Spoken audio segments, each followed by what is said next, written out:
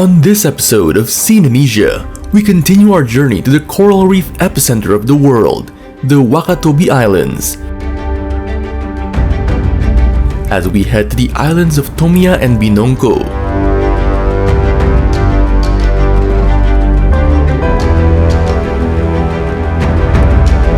To go diving in one of the best dive spots in the region.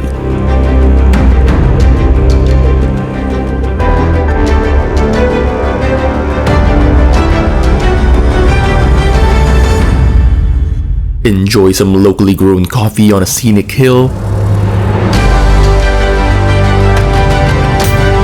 and make our very own machete on the island of the Blacksmiths.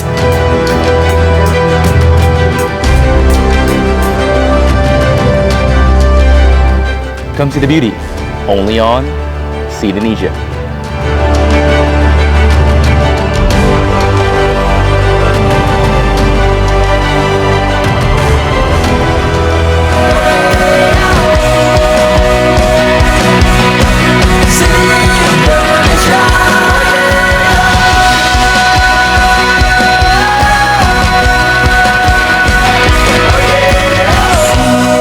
To the beauty, only on See Indonesia!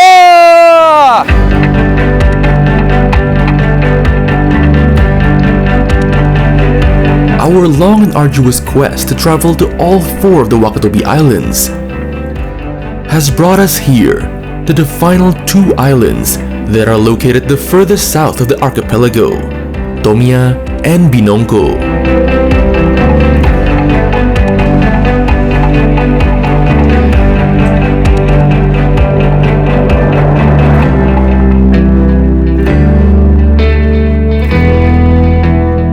Starting off with Tomia, arguably the most popular island in Wakatobi for diving enthusiasts.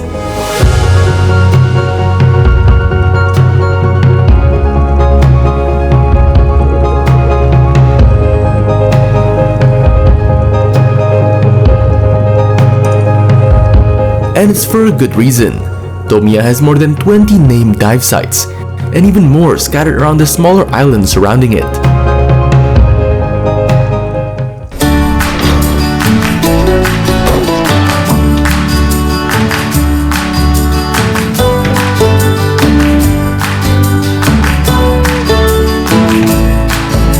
But for little old me, just one of these dive spots should be enough. The spot we're heading to is a pretty popular one, called marimabuk, which literally means let's get drunk. And I hope the locals meant drunk on the natural beauty of the underwater life, and not the nausea-inducing kind.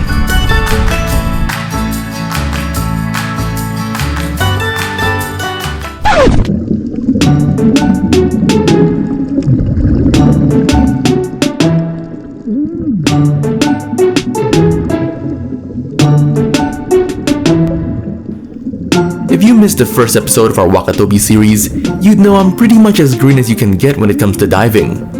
I dove for the very first time during our last adventure in Wangi Island, and it wasn't the most pleasant experience, I'll tell you that much.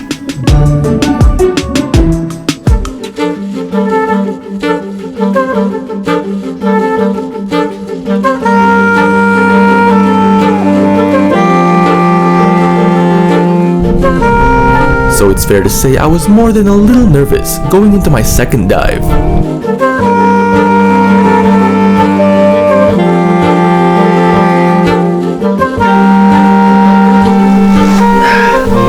So a lot of people would say that Indonesia is the best country in the world to dive in. And then Wakatobi is the best region in Indonesia to dive in. So then that leads to the question, what is the best place in Wakatobi to dive in? Well, a lot of people would say that that's Tomia. Now, this is by far the most popular island in the Wakatobis to dive in, and it's also the one with the most dive spots. Now, whether or not it'll live up to the hype, we'll just have to see. Not wanting to waste this golden opportunity, I took a step, courageously I might add, into the abyss.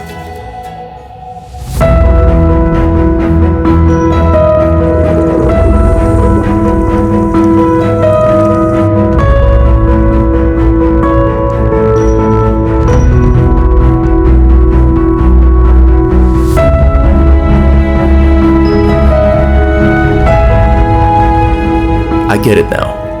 It sounds silly, but I get it now why people love diving so much.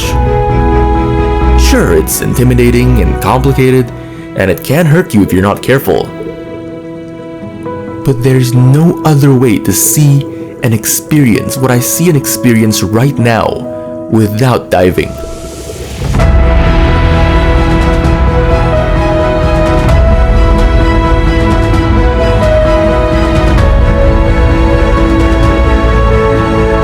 The schools of fish piled on top of each other, fighting the current like an underwater traffic jam.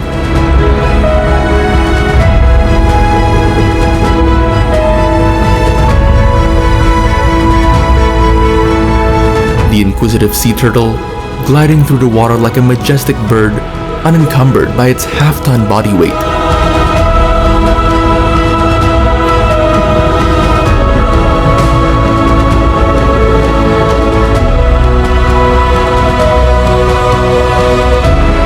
The ocean is a whole other world, and there's no other way to take in the beauty, the terror, and the splendor that is the ocean without going down there yourself.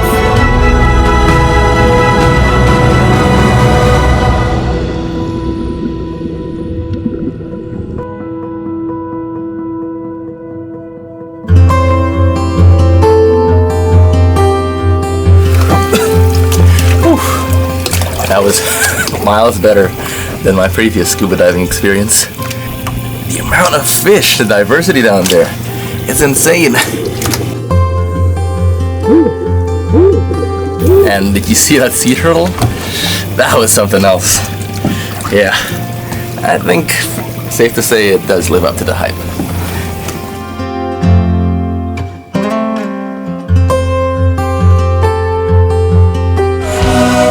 To the beauty, only on See Indonesia! Come to the beauty, only on See Indonesia! From the bottom of the ocean to the scenic peaks of the mountains, Tomia Island has it all. But we've only been to half of what Tomia has to offer, so let's rectify that, shall we? After a satisfying dive session yesterday, today we'll be heading in the opposite direction to the highest peak on the island, the Kahianga Peak. But before we make our way to the top, there's a village I want to visit first.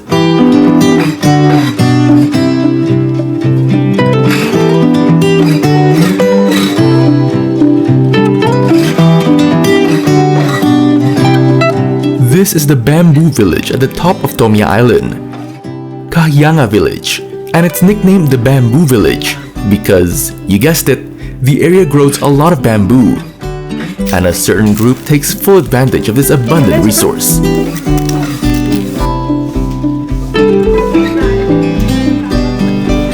Rabila Bamboo Creative is a local arts and crafts group that creates a variety of bamboo woven items. Since 2018, they've been using their village's abundance of bamboo to create some pretty unique souvenirs. An endeavor that has helped bring some national recognition to the village, as well as job opportunities for the locals. I sat down with the founder of the group, Mr. Hamzain, to learn more about how it all started.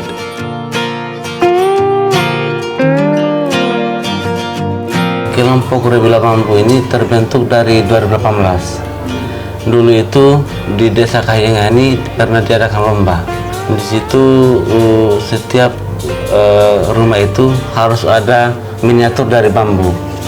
Karena di situ di desa Kahianga ini sumber daya dari bambu ini banyak. Di situ terpikir bahwa bagaimana supaya bambu ini kita bisa mempunyai nilai jual yang tinggi. Di sini kita berpikir, coba kita mulai bikin aneka-aneka kerajinan dari bambu itu. Currently, the group consists of 7 people, all from Kahianga, and each with their own role in making the bamboo souvenirs, from carving, to sanding, to the weaving itself. The group started with only 2 types of woven goods, but they're constantly learning to add more and more varieties. Sebenarnya sih produk yang paling laris hari ini tuh busara, kotak tisu, talang, lampu gantung, dengan keranjang buah. Sebenarnya sih rencana kedepannya kalau kita itu utamanya kerjaan kita ini tidak monoton itu saja, maksudnya ada lagi scratch baru lah. Oke.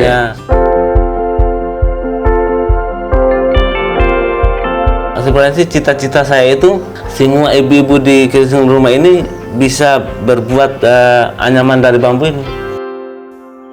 Robila Bamboo Creative doesn't have an online store yet. They take every order either in person or via text message. So, if you're ever in town enjoying the scenery, don't hesitate to drop by and snag some souvenirs.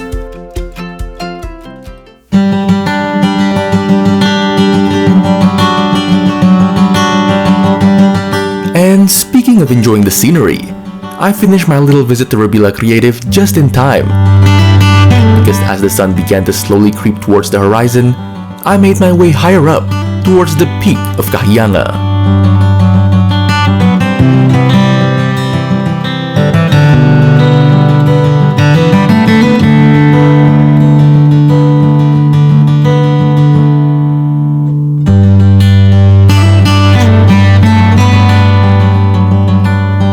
The relatively high altitude of the surrounding areas in Kahianga make it a great place to grow coffee, which the locals grow, harvest, and process themselves. And what better way to enjoy a warm cup of coffee than with a view? Lucky for me, Kahianga Peak came with its very own hilltop coffee shop. Makasih, Pak.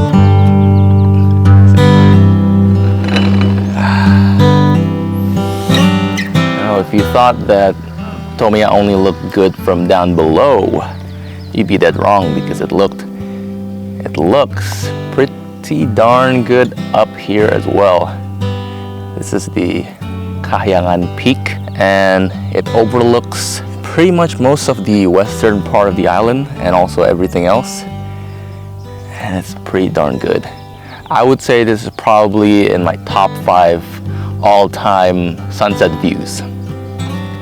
Just huge wide open plains and a couple of birds and a nice warm cup of joe, courtesy of beans that are grown just right up in the backyard there. So all this homegrown. Now not only that, because the view is so clear, we can actually see a little bit of our next destination right there, the island of Binongko. But we'll save that for next time.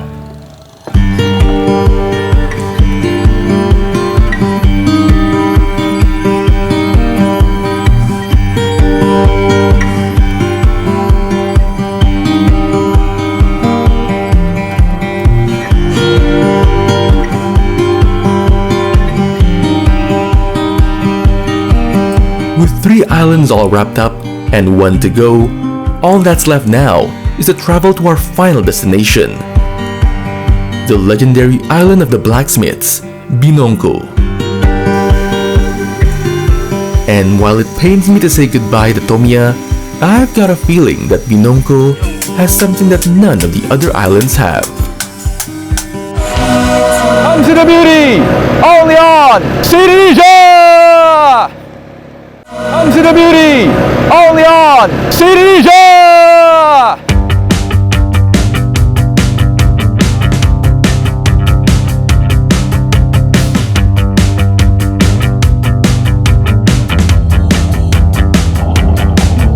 Wakatobi has been dubbed many things. The coral reef epicenter of the world,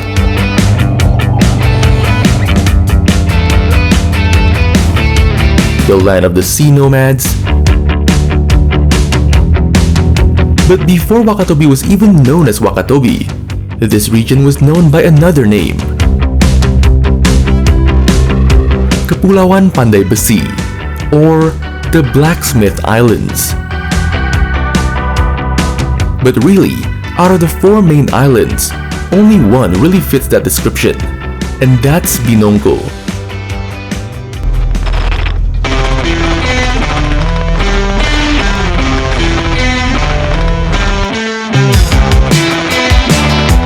The southernmost island of the archipelago, and our final destination.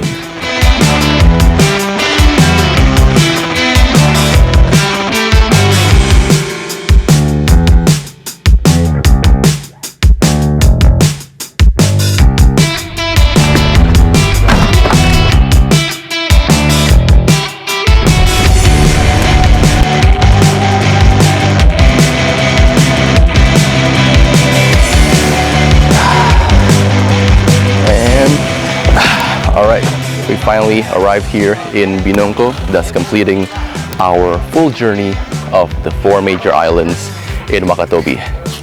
Now, while Binongko doesn't have the glitzy and glamorous dive spots or beaches that the other islands have, even though it still does have a lot of really good beaches, a lot of great dive spots as well, it does make up for it for its history.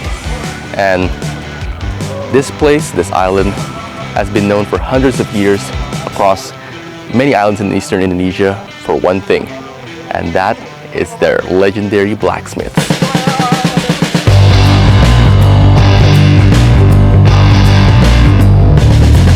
Among the 4 major islands of Wakatobi, Binongko is by far the least well known. The island is shrouded in mystery and mysticism. Compared to its sister islands, Binongko is much more barren due to a good part of the land being made up of coral rocks. It's a tough place to live, and it makes sense that the island's inhabitants are as tough as they come.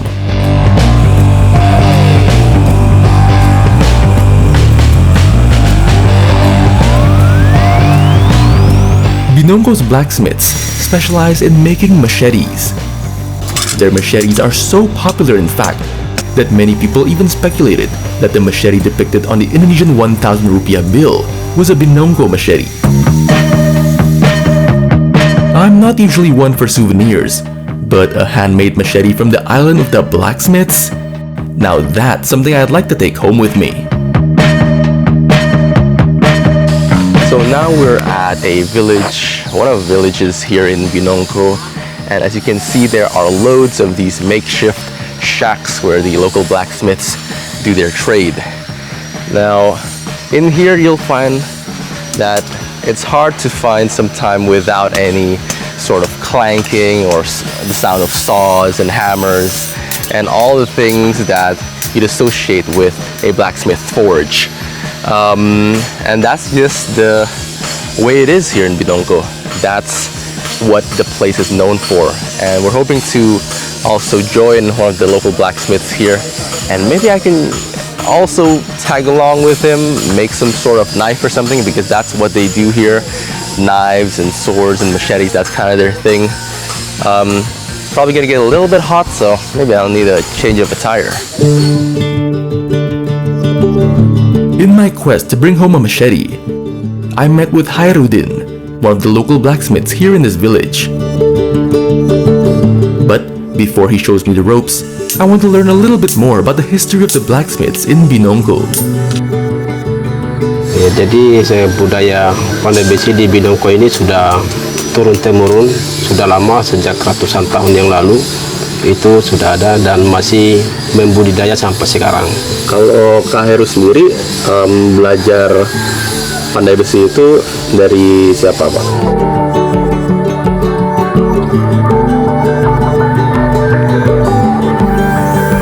Saya pribadi belajar pandai besi itu dari orang tua, karena kebetulan orang tua juga pandai besi, jadi kami juga ikut melestarikan budaya itu sebagai pandai besi.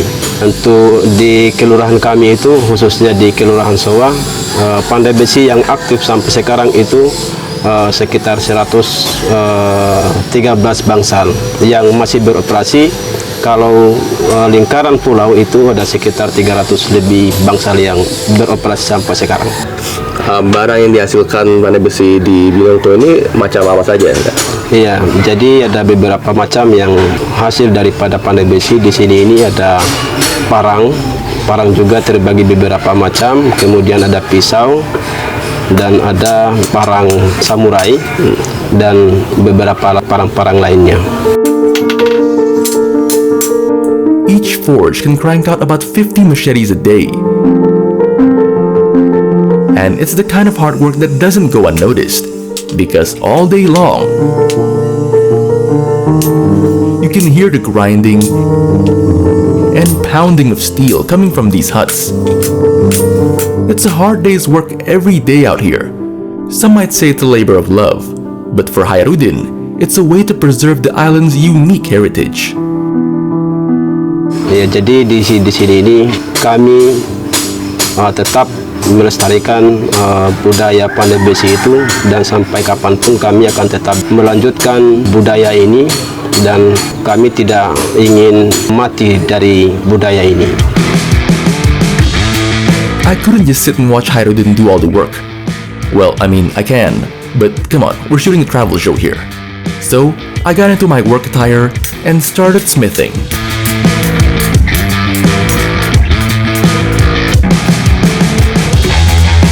Hairudin tells me that each worker gets 2,500 rupiah for each blade produced. So, seeing as I've got some bills to pay, I went straight to work.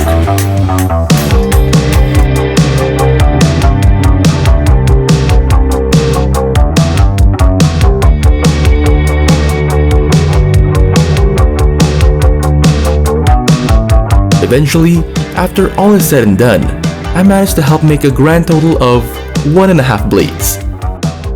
And so, it became clear to me that my chances of surviving in Binongko were slim to none. There we go. That's the finished product. You know, they make like 20 to 30 of these every day. And get this, no days off. So they're hammering these out like nothing. So next time you see one of these out in the wild, now you know the amount of hard work, sweat, and tears that go into making every single one of these. And when we finally finished our adventures across the 4 incredible islands of Wakatobi, I went home not only with a brand new machete, but with an unforgettable experience in one of the world's most beautiful, fascinating, and underexplored regions.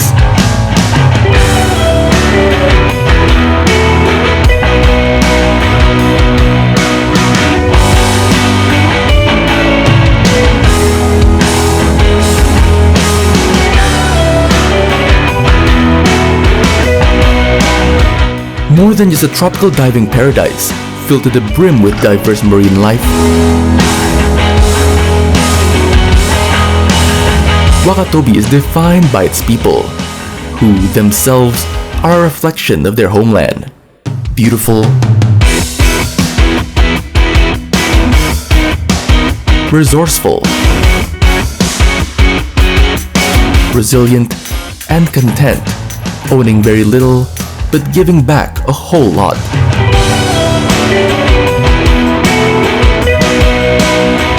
It's been a tough journey, but a rewarding one, and I won't hesitate to come back and do it all again.